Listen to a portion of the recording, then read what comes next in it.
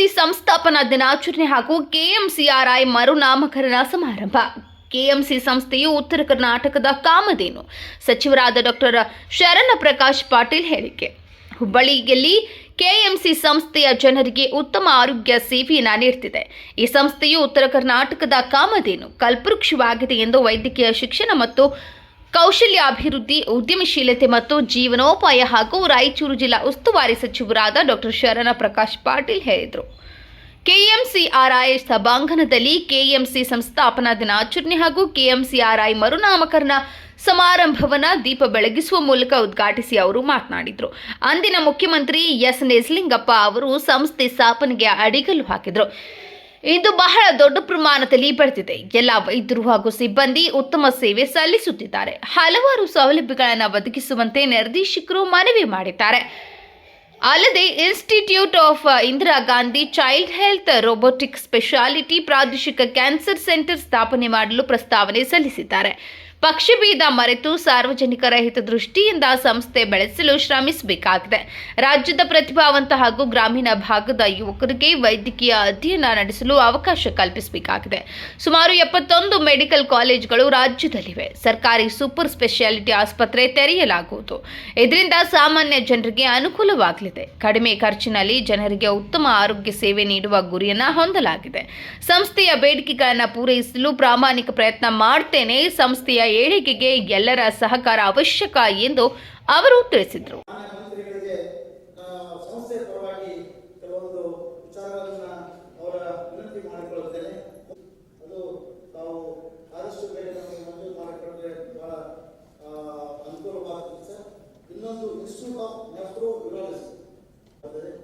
ಇನ್ನೂ ಕೆಲವೊಂದು ಹಲವಾರು ವಿಷಯಗಳನ್ನು ತಮ್ಮ ಲಿಖಿತ ರೂಪದಲ್ಲಿ ನಾನು ಮತ್ತು ಇದನ್ನು ಸಲ್ಲಿಸುತ್ತೇನೆ.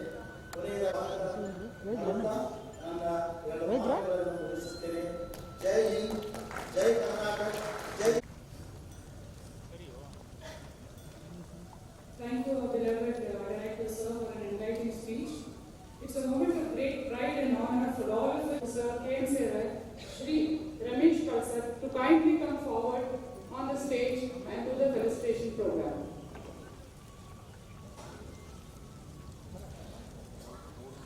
Prakash Patil, Honorable Minister for Medical Education and Skill Development, Entrepreneurship and Livelihood Department and District in charge of Raipur District.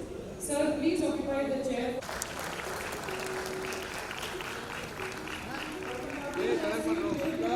Advancing medical education and entrepreneurship in Karnataka. A big round of applause for him.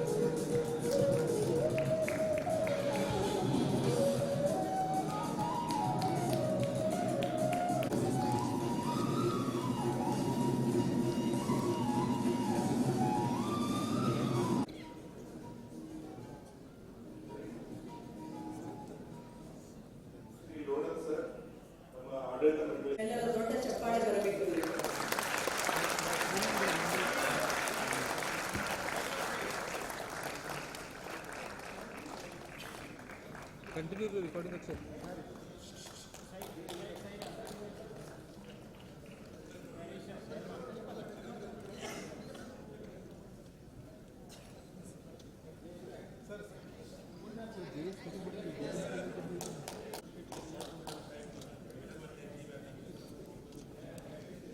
ನಿನಗೊಂದು book ಕೊಡಿಸ್ತೀನಿ ಮಾಡ್ಬೇಡ.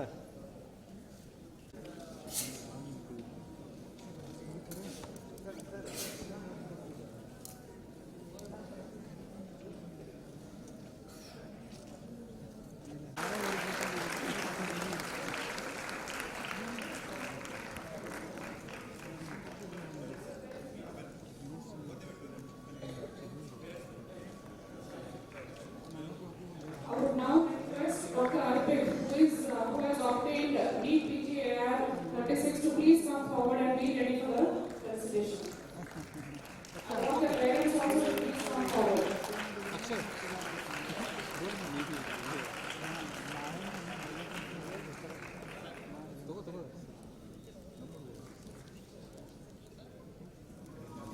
Their exceptional performance has set a benchmark for the future aspirants.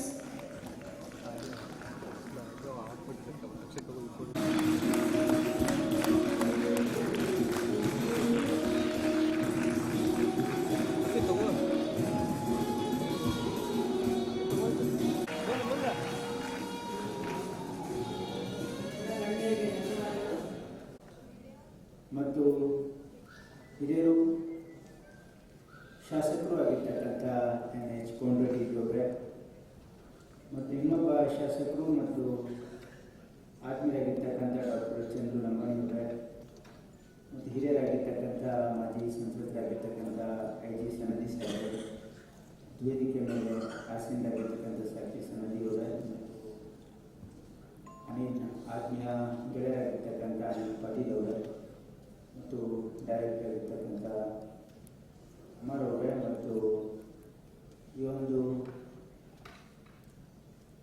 ಸಭೆಯಲ್ಲಿ ವೇದಿಕೆ ಮೇಲೆ ಆಸೀನರಾಗಿರ್ತಕ್ಕಂಥ ಪ್ರಿನ್ಸಿಪಾಲ್ರು, medical ಸ್ಟೂಡೆಂಟ್ರು ಮತ್ತು ಎಲ್ಲ ಹಿರಿಯರು ಮತ್ತು ಅನೇಕ ನಮ್ಮ ಸಂಗಮೇಶ್ ಬಬಲೇಶ್ವರ್ ಮಾನ್ಯ ಅಧ್ಯಕ್ಷರು ಕರ್ನಾಟಕ ಬಾಲ್ ವಿಕಾಸ್ ಅಕಾಡೆಮಿ ಮತ್ತು ಎಲ್ಲ ವೇದಿಕೆ ಮೇಲೆ ಆಸೀನರಾಗಿರ್ತಕ್ಕಂಥ ಈ ಒಂದು ಮಹಾನಗರ ಪಾಲಿಕೆಯ ಸದಸ್ಯರು ಮತ್ತು ಎಲ್ಲ ಜನಪ್ರತಿನಿಧಿಗಳು, ಈ ಒಂದು ಕಾರ್ಯಕ್ರಮದಲ್ಲಿ ಪಾಲ್ಗೊಂಡಿರ್ತಕ್ಕಂಥ KMCRIನ ಎಲ್ಲ ಪ್ರೊಫೆಸರ್ಸ್ ಮತ್ತು ಇಲ್ಲಿರ್ತಕ್ಕಂಥ ಎಲ್ಲ ಆತ್ಮೀಯ ಸಿಬ್ಬಂದಿ ಮಿತ್ರರೇ, ಇವತ್ತು ವಿಶೇಷವಾಗಿ ತಮಗೆಲ್ಲ ಗೊತ್ತಿರೋ ಹಾಗೆ KMC ಉತ್ತರ ಕರ್ನಾಟಕದ ಒಂದು ಭಾಳ ಪ್ರತಿಷ್ಠಿತವಾಗಿರ್ತಕ್ಕಂಥ ಸಂಸ್ಥೆ.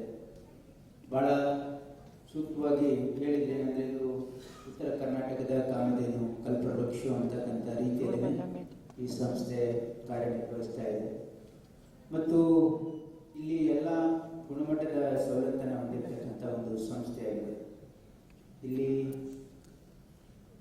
1957ರಲ್ಲಿ ಅಂದಿನ ಮುಖ್ಯಮಂತ್ರಿಗಳು ಮತ್ತು ಕರ್ನಾಟಕ ರಾಜ್ಯದ ಒಂದು ಕಣ್ಮಣಿ ಮತ್ತು ಒಬ್ಬ ಆದರ್ಶ ರಾಜಕಾರಣಿ, ಒಬ್ಬ ಪ್ರಾಮಾಣಿಕ ಮುಖ್ಯಮಂತ್ರಿಯಾಗಿರ್ತಕ್ಕಂಥ ನಿಜಲಿಂಗಪ್ಪನವರು ಅಡಿಗಲಾಗಿರ್ತಕ್ಕಂಥ ಒಂದು ಸಂಸ್ಥೆ ಇದು.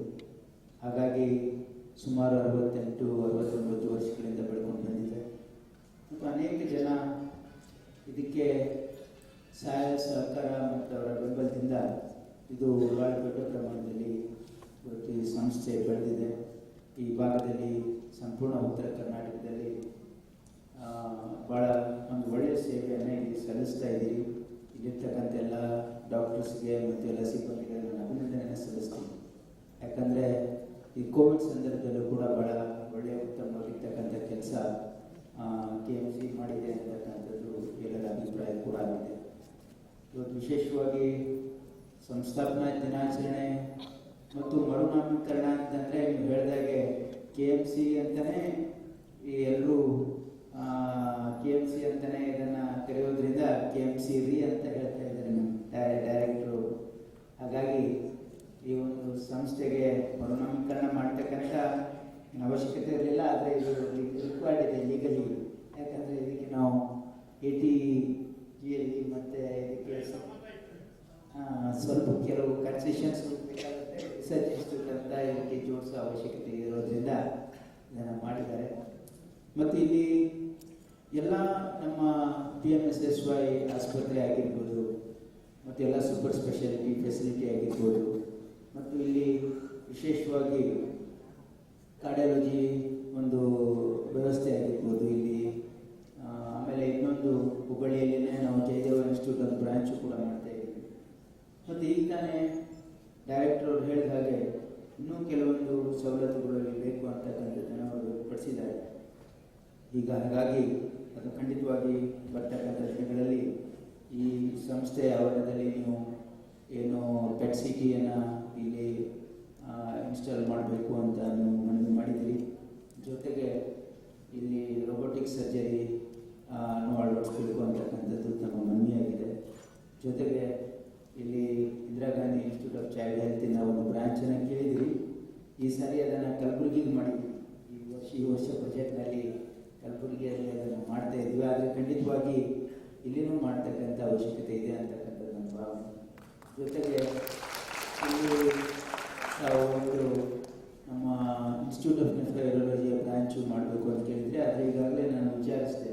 ಸುಮಾರು ಈಗಾಗಲೇ ಇಲ್ಲಿ ಒಂದು 60 ಡಯಾಲಿಸಿಸ್ ಮೆಷಿನ್ಸ್ ಇದೆ. ಹಾಗಾಗಿ ಒಂದು ಸುಸಜ್ಜಿತವಾಗಿರ್ತಕ್ಕಂಥ ಡಯಾಲಿಸಿಸ್ ಸೆಂಟರ್ ಇದೆ.